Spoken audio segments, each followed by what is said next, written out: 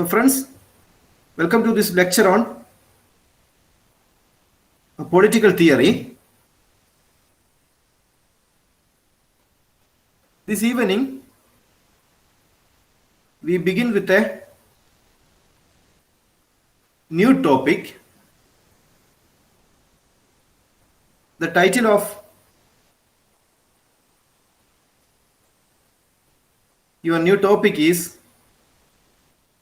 Liberalism.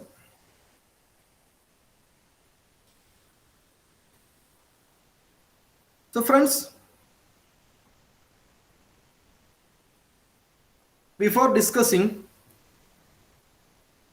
the core themes of liberalism, let me put before you certain interesting questions so that we can have a better understanding of liberalism.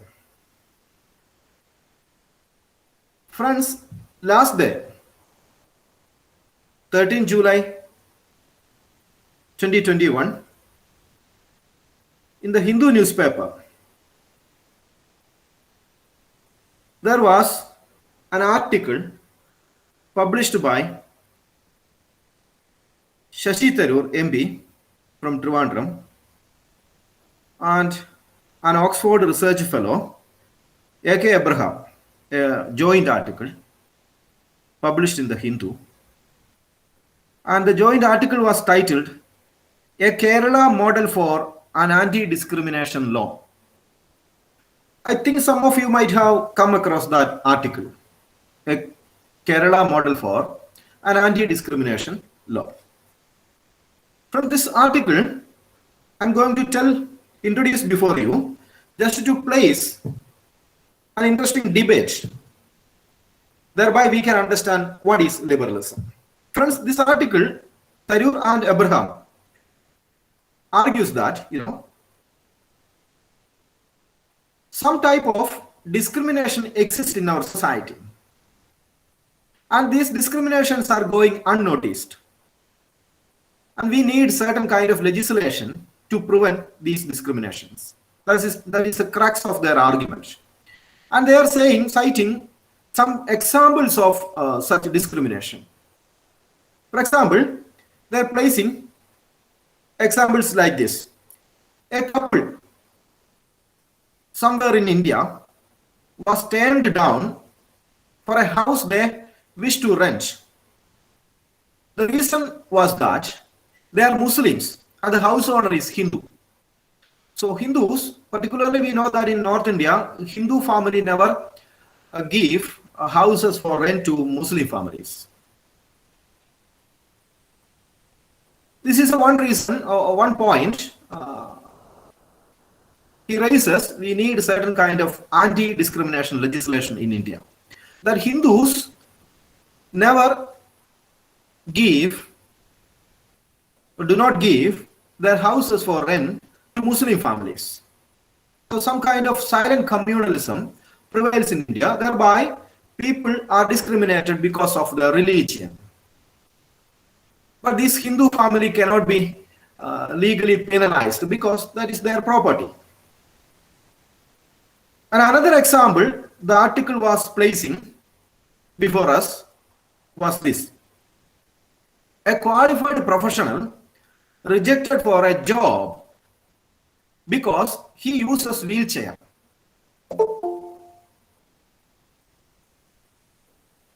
Right. And another example, they cited that an air hostess dismissed for being above the body weight, deemed desirable to be an air hostess.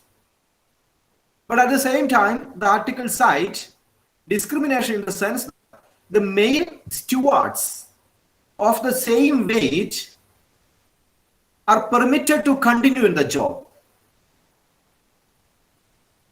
And the article argues that it is common in our society. And they claim that we need to end this kind of discrimination. And he asked for anti-discrimination legislation Friends, the point is that this sort of discrimination is frequent in our society. And we know that a girl who is very wealthy, who's very wealthy, educated, was rejected from being married just because of the reason that she was not fair. And her skin color is not acceptable to the groom's family.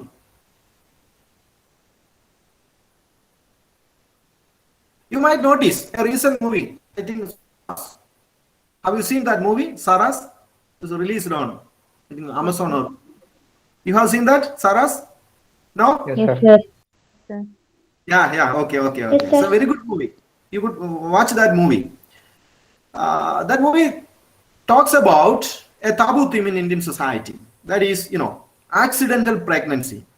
That, sometimes a woman may not be mentally prepared to be pregnant, but it happens. But the husband family is saying that,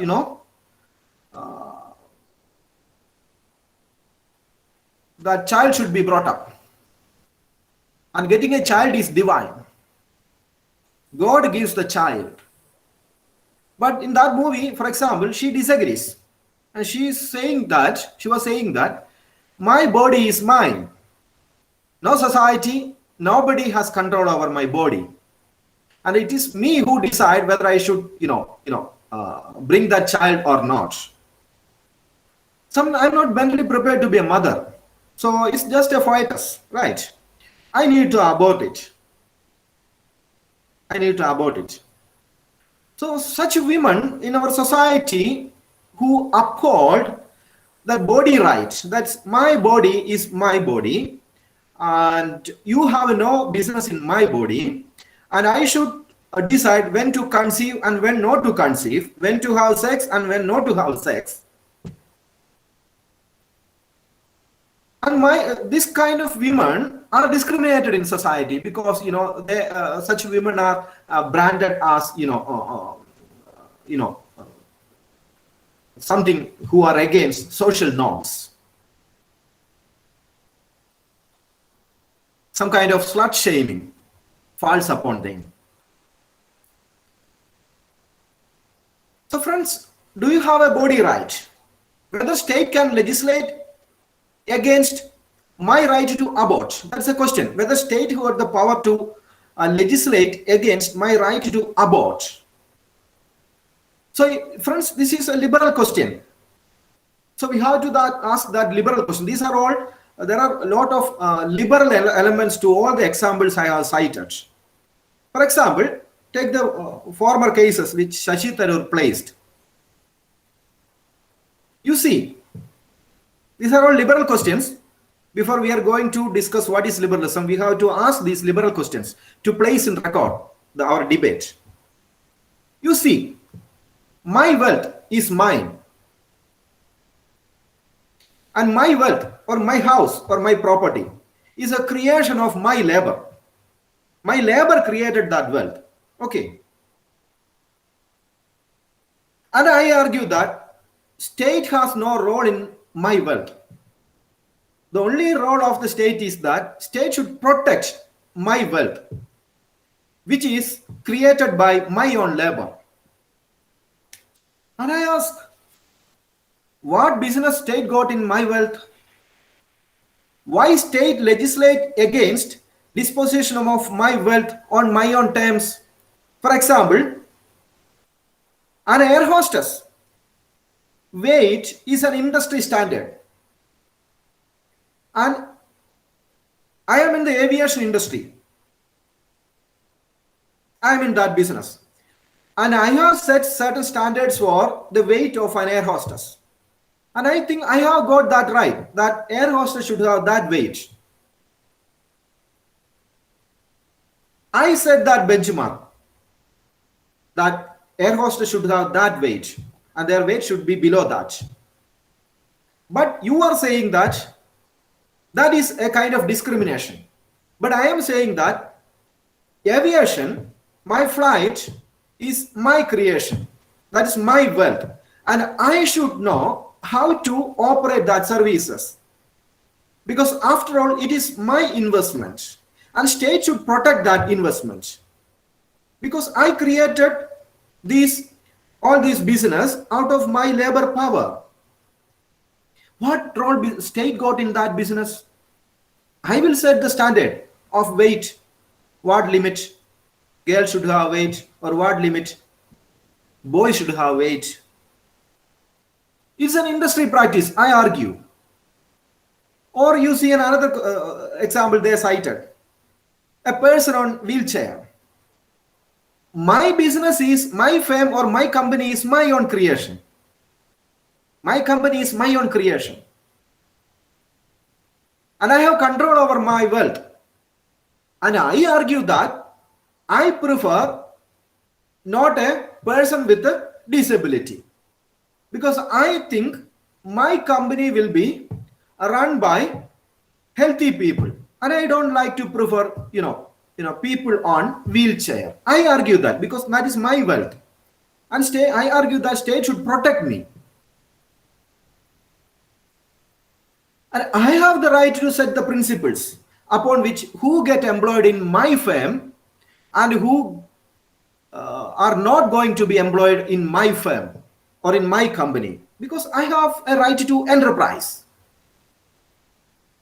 And friends, my house, that is mine, which I created out of my labor power. And I think I should give my house to Hindus. Why state should interfere in that? State has no business in that. My house is mine. And I am going to rent my house to a Hindu family, not to a Muslim family. I will reject all Muslim applications. But I will prefer Hindu applications for my house, which is placed for rent. And then I got that right. And state should protect that. But these people are saying that we have to legislate against that kind of discriminations. Friends, my choice is spoiled. My wealth. Why state says that I am discriminating men and women in terms of weight or physical abilities? What the state is saying, I am discriminating based on caste or faith. No, I am just protecting my wealth. I should have the right to decide to whom I should rent my house or to whom my firms gives employment, or what type of weight limit should be fixed for women and men in my aviation industry. Right. So friends, I argue it's my wealth, isn't it? It's my wealth. Okay, my wealth it is. So I pay tax for my wealth. I pay wealth tax. So why should state interfere then? I pay tax to state to protect my wealth.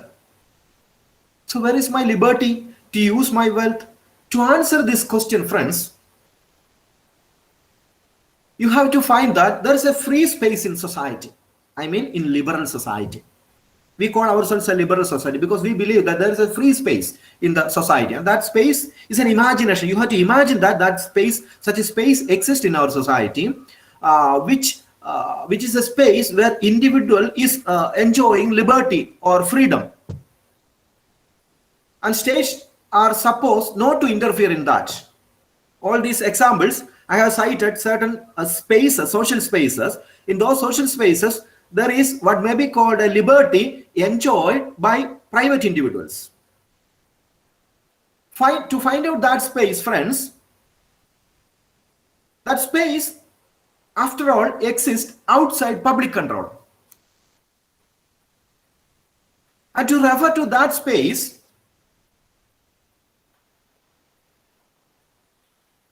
there is a technical word in the ancient world, the Greco-Roman world. There is a technical term the Greco-Roman people used to refer to that private space. But the Greek people never accommodate any kind of private space. They were all talking about a public space where everybody enjoy certain kind of liberty. Everybody is part of the common good called polis. but it's particularly Romans. Romans used a technical term to refer to those private space that is protected against the authority, public authority. And that word is called liber, L-I-B-E-R, liber. Friends, it was from this word, Latin word liber, you can see the whole gamut of literatures on liberalism was born. Throughout human history, in the modern world, you can see a plethora, an unending catalog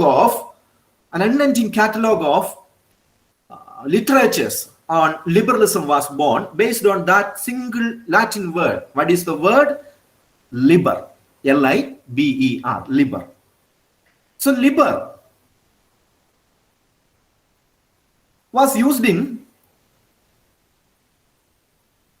Roman world, but that originated in the Latin language, but that came to prominence. That word came to the mainstay in the 14th century.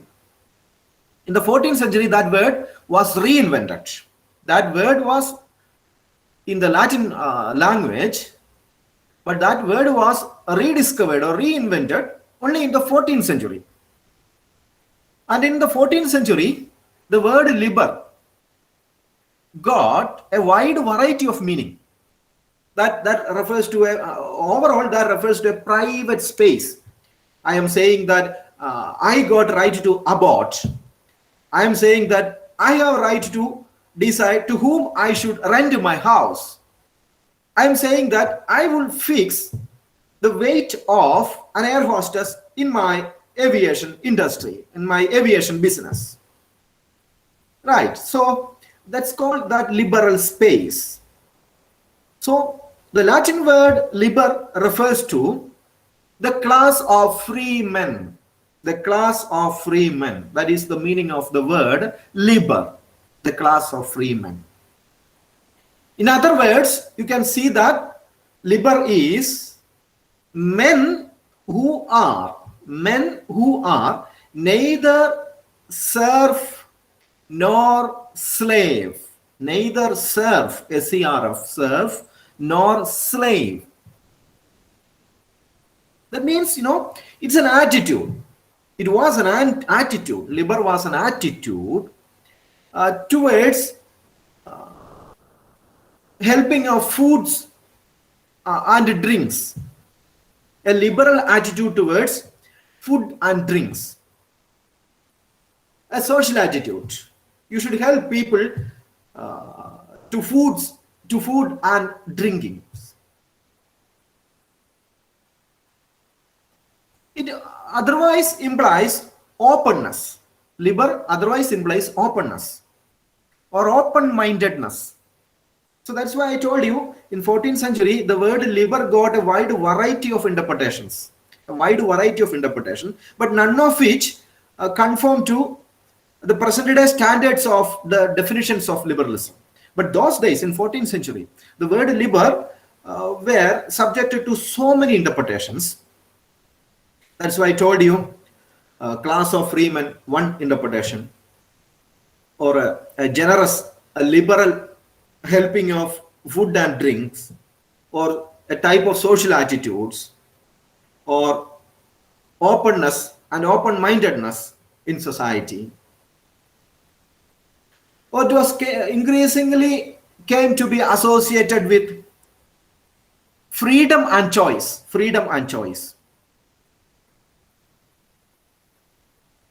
But friends, liberalism as a political ideology, which we are discussing for the last couple of days, liberalism as a political ideology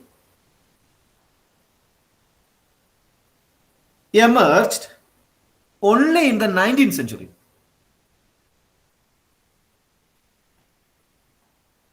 And it was first used in Spain.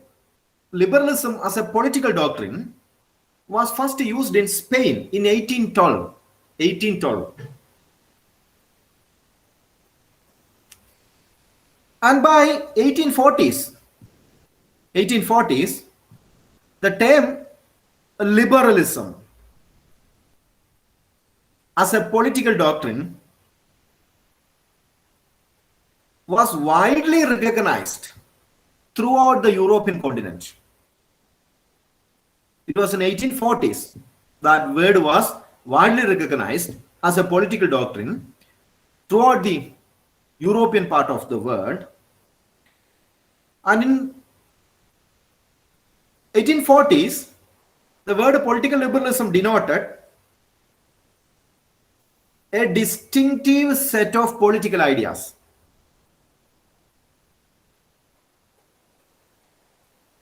But United Kingdom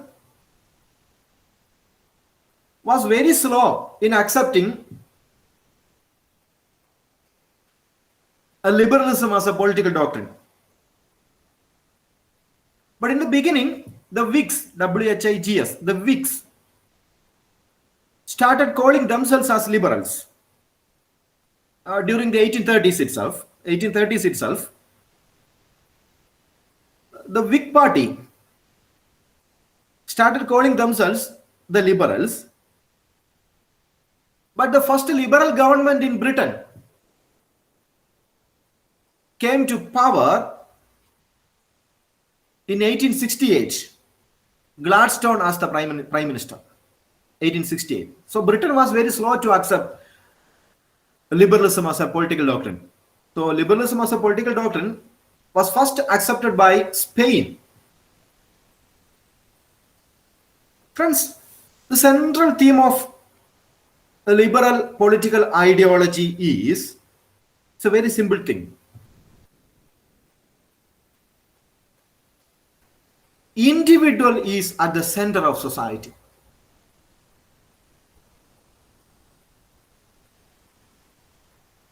It means a society where people can satisfy their interest and fulfillment. I am saying I have a right to fix the weight of air hostess. I have a right to decide to whom I should give my house for rent. I have a right to fix who should be employed in my business firm. I have that right. So that is the idea of liberalism, that I have my interest and I need my interest protected and I need to achieve that interest. Liberals believe that human beings are first and foremost individuals endowed with reason. Liberals believe that human beings are individuals endowed with reason. They call themselves individuals, not simply human beings, but they call individuals. Individuals, when the word individual is used, that got a social implication. Individuals, free individuals. The liberalism advocates an individual should enjoy maximum possible freedom in the society. And the same freedom should be given to all other people. That is liberalism. That is, when you enjoy liberty, you have a moral commitment to ensure that other people should also enjoy the same liberty. That's a very important point about liberalism. You have all the right to enjoy maximum possible liberty in the society. You can do whatever you like to do. Of course, no problem. Nobody control you. Nobody censor you. You may do whatever you like to do. The point is that the moment you enjoy liberty, you have to ensure that you also respect the same liberty of others. That is, your right comes with duties. That's the crux of liberal idea.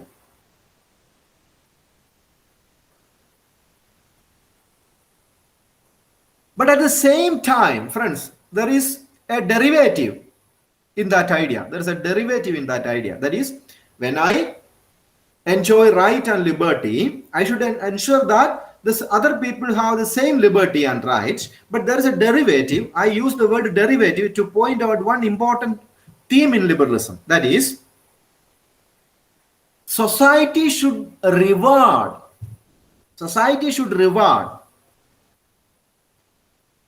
special talents. Such people should be given priority. Of course, I respect the liberty that you enjoy, the right you enjoy, but at the same time, there are people with high merit, and such meritorious people should be rewarded in the society. You should give incentives to such people. That is why, some people are so rich in society, because they got high quality. They got high creativity.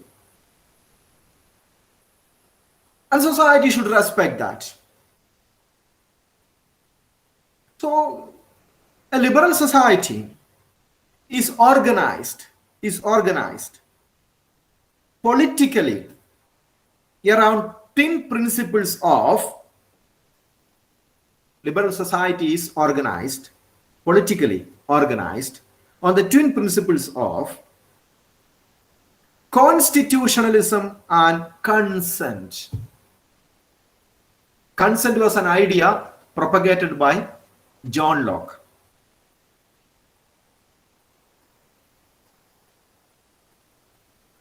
Constitutionalism is the idea that a government should be very limited in power. That is also proposed by John Locke. What is the power of a government? The power of a government is 3. Protect the life of the citizen. Protect the liberty of the citizen. Protect the wealth of the citizen. All other areas of social life, an individual is very free. You can do anything. You can have friendship. You can have relationship. You can find out the job you want to find out. You can have your own artistic creations. You can buy this and that, all you like.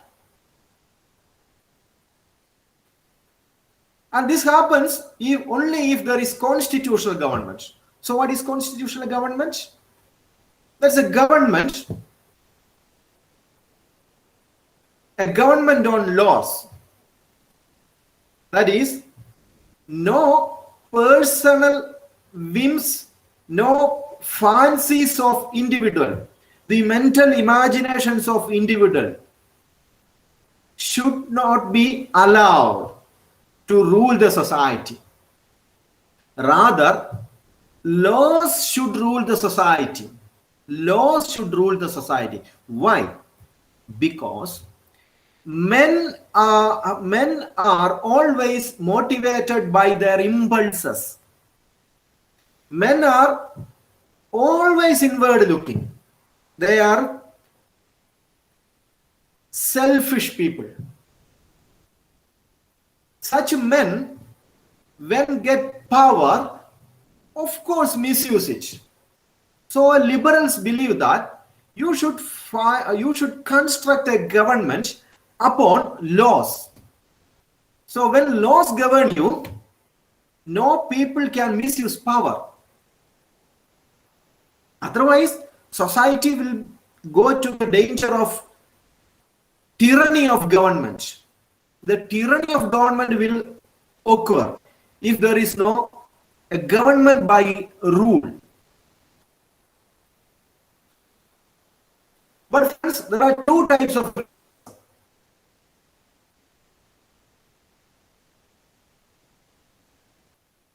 The second is modern liberalism. So liberalism has bifurcated into two. In the contemporary world, liberalism has been bifurcated into two. Those people who argue for classical type of liberalism. Second is those who argue the modern type of liberalism. Classical type of liberalism is based on the idea of minimal state, that is less government. We want less government. But modern liberalism is different. They prefers more government. Government should help people to help themselves. Government should help people to help themselves. That give more opportunities to people to prosper themselves. That is modern liberalism or positive liberalism. Classical liberalism is the idea that we don't know, so we don't need government. That is less government. That is negative liberalism. So friends, of course, the question comes to our mind. When did and how did this idea originate? Where did this political doctrine come from? He said that there was a word liber in the Latin language which became popular in the 14th century, and the Latin word liber refers to a free social space in society where there is no government. That's an imaginary space. That is space that you are talking to a stranger. You don't know who the stranger is, but we need to have relationship with that stranger, some kind of business relationship, some kind of relationship. And that space is not governed by any kind of laws or norms or kind of social control. That space is a space that is free of any kind of intervention. That is called that liberal space. So such space you have to find out in a mental imagination that such space is there. And friends, if such space is not in your society, the society will be a very bad society. Of course, we should have tolerant attitude, that celebration of diversity in society, the choices in society. So friends, actually, when did this idea originate from?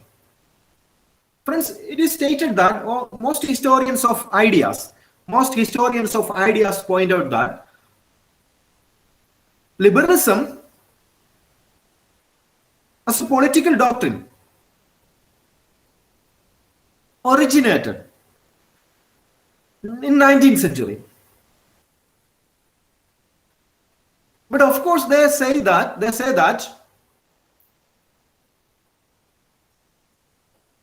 political liberalism, which became popular in the 19th century, was influenced by some ideas that were proposed some 300 years ago. That means I am saying that 19th century liberalism came. That became popular in Europe.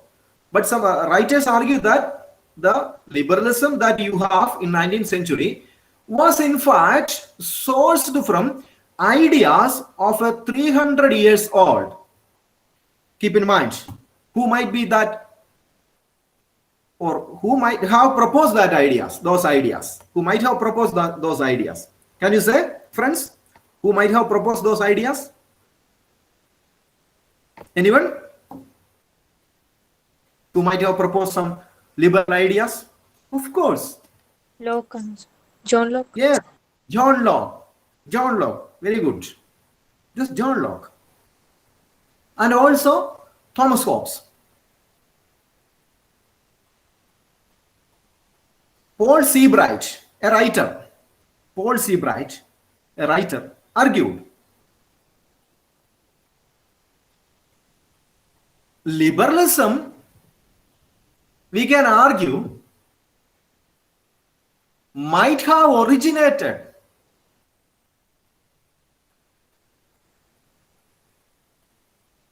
in the early agricultural societies. So he may be referring to that, old 12,000 years ago, where people who left the Paleolithic societies, started a settled life in the river basins of the world, in the Tigris and Euphrates river, or the Nile River, or the Yellow River in China, or Indus Valley civilization that occurred in the that originated in the Indus River basins. So, Paul Seabright argued that, this liberal notion of, the class of free men, that men who are not controlled by any kind of authority, social authority or political authority or any other kind of censorship in society. In fact, this idea originated in the early, agricultural societies. And we know that early agricultural society originated 12,000 years ago by the end of Iceman.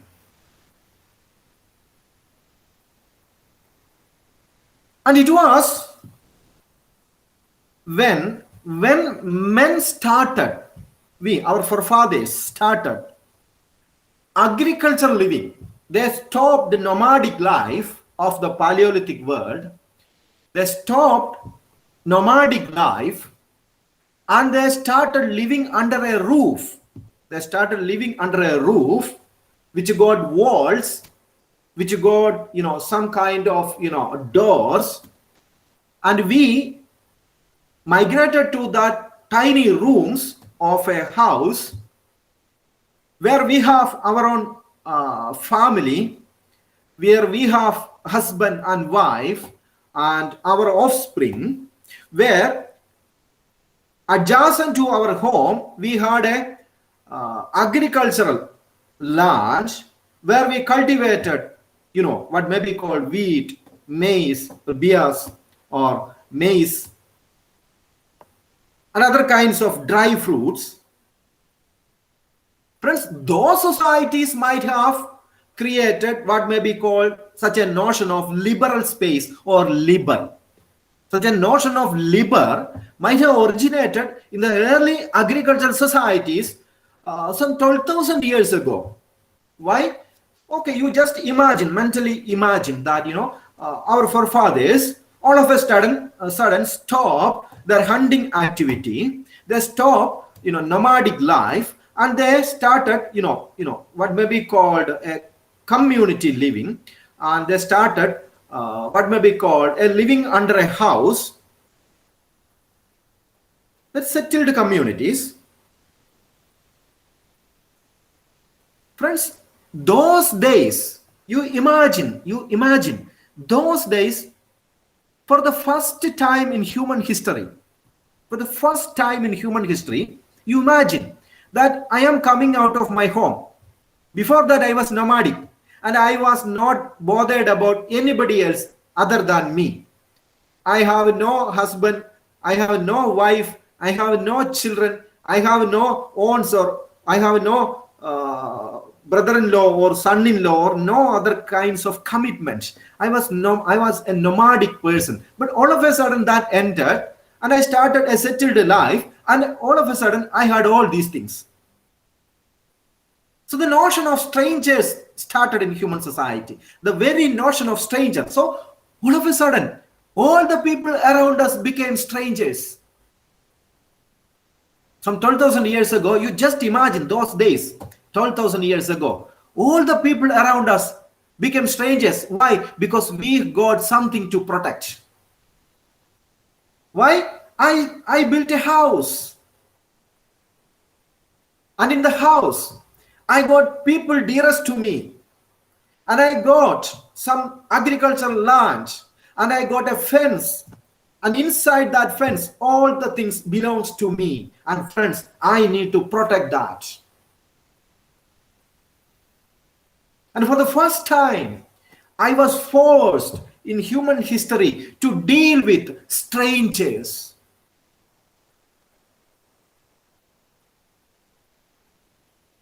So I need to create a liberal space in which I have to I have to enter into some kind of trade relations. I have to enter into some kind of trade relations because I produce something inside that world property and I want to barter it with other people. Thereby, I can get what I want to get by giving them what I have. So I was forced to deal with strange people on a notion of understanding. Before that, I was not at all bothered about what other people would do. I was just focusing on my own survival needs. I want meat to eat, I want food to eat. That was my concern before that. But when I settled in a house, things became complicated. Such occasions, what may be called market might have emerged. And friends, this way, Paul Seabright argues that labor originated in human society. But friends, liberalism as a polished and matured political doctrine,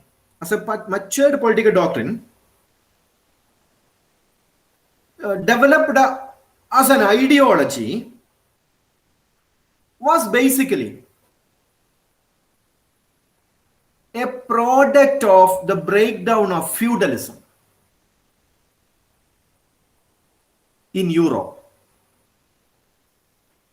Feudalism ended in Europe, and in its place, a market or capitalist society emerged. A market or capital society emerged. So a rising middle class emerged in Europe by 17th century. A middle class society emerged.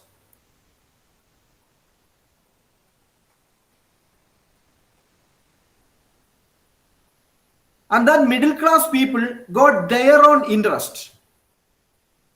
And they wanted to protect that interest from established authority or from the kings or from the monarchs. They wanted to protect it from monarchs or church and landed aristocracy. They want to, a middle class emerged in Europe by the breakdown of feudalism. Church declined. Monarchs became very powerful by 17th century. Nation state originated and absolute monarch became powerful, and a middle class emerged, and this middle class wanted to protect certain interest against the political authority. So friends, in a sense, this liberal idea was a radical idea. This liberal idea was the crux of three important events: the English Revolution of the 17th century, the American Revolution of 1776, the French Revolution of 1789. We know that the word liberal was not used in any of these revolutions. But the crux of this revolution was this idea that people, particularly middle class, got something to protect against the political authority. That is why people rose against absolute monarch in America, in Britain, as well as in France. All these places, you can see, people rose against absolute monarchs. That means by 17th century, in the European world, middle class people wanted to protect certain interests. And friends, protection of that interest became the founding idea of liberal society. And liberals always challenge political authority. Liberals always challenge political authority. They challenge absolute monarchs. They question monarchs whose authority is based on divine right theory. That is, kings got their right from Adam. such notions of monarchs were questioned in the 17th century. So in place of absolutism in the 17th century, people advocated constitutional government. People advocated representative government. That is, government should represent the people. Government should be run by laws called constitution. There should be a constitution.